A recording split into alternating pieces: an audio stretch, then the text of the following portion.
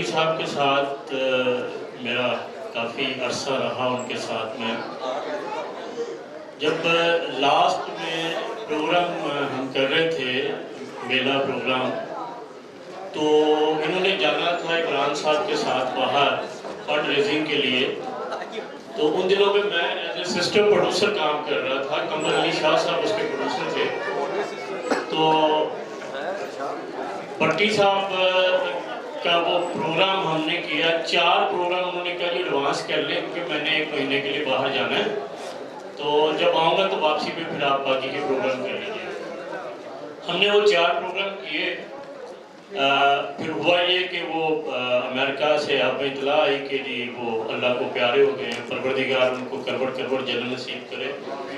हम सब जितने भी दोस्त बैठे हुए हैं ये सब दिलदार भट्टी साहब के ही सारे मिलने वाले हैं। ख़ास करके सईद भट्ट साहब की बात करूँगा, ए नैयर साहब की बात करूँगा, हुसैन शाह साहब की बात करूँगा, शुजात हाशमी साहब की बात करूँगा, मुदस्सर भट्ट साहब की बात करूँगा। ये सब भट्टी साहब के दिलदादे थे सारे। और आप लोगों को एक बात बताऊं, भट्टी साहब एक प्रोग्राम जो कर रहे थे, इसमें ना हुआ ये था एक मरतबा कि हमारे वहाँ एक पंडर होते थे जो भट्टी साहब के साथ काम करते थे। और प्रोग्राम के दौरान उन्होंने किसी सिंगर को बुलाया हुआ था, तो वो सिंगर उस दिन नहीं आया और उन्होंने उनको कहा, रियाज राजी उनका नाम था, तो रियाज फटाफट क्या यार कोई सिंगर ला, फटाफट किसी को बुला, फटाफट प्रोग्राम करना है ऐसी ना। तो हमारे पीटीवी के साथ ही एक दरबार है बाबा गैब अली शाह सरकार रहमतुल्लाह अलैह, ये मैं आपको वाकया सुना रहा हूँ, कन्फर्म वाकया है।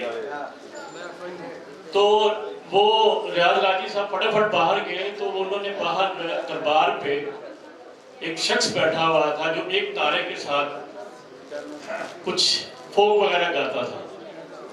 वो उसको लेकर के आ गया फटाफट के, जल्दी आ तो टीवी पे काम कराने हैं। उन्हें कहा यार मैं तो नहीं गाता, मैं तो इतने दरवेश जिहा बंदा, फकीर जिहा बंदा, मैं तो इतने करना वा। उन्हें कहा यार आजा। उन्होंने वो प्रोग्राम करवाया। वो बंदा जो था उसका नाम था साईं ज़हूर। ये एक बात क्या। दूसरी बात ये कि 2 प्रोग्राम पीटीवी पे ऐसे हुए हैं जिनको करने के बाद वो प्रोग्राम दोबारा नहीं हुए। एक था मेला और एक था नीलाम घर।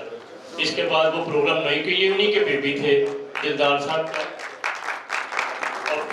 और तारिक अजीज साहब का।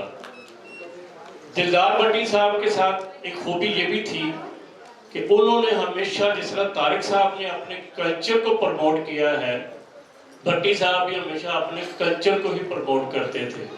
वही कल्चर को प्रमोट करने के बाद आज जितनी भी हमारी जनरेशन है, जिस तरह के हम लोग हैं, हम लोग उसी कल्चर पे रचे बसे हुए हैं। अब जो आने वाली पौध है, हमारी जो आने वाली जनरेशन है, उसको हमारे कल्चर का नहीं पता।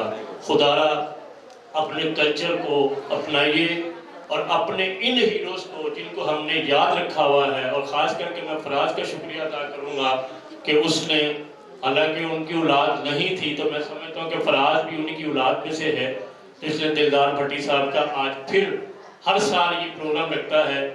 और आज के प्रोग्राम में भी मैं वो चेहरे देख रहा हूँ जो दिलदार भट्टी साहब के प्यारे और दिलदार भट्टी साहब के लिए दुआ गो हैं। मैं आप सबसे रिक्वेस्ट करूँगा कि जब भी आप अपने घर से निकलें या घर से कोई दुआ करते हुए अपने अहबाब के लिए करते हैं, तो दिलदार भट्टी साहब के लिए ज़रूर दुआ कीजिएगा। शुक्रिया बहुत बहुत।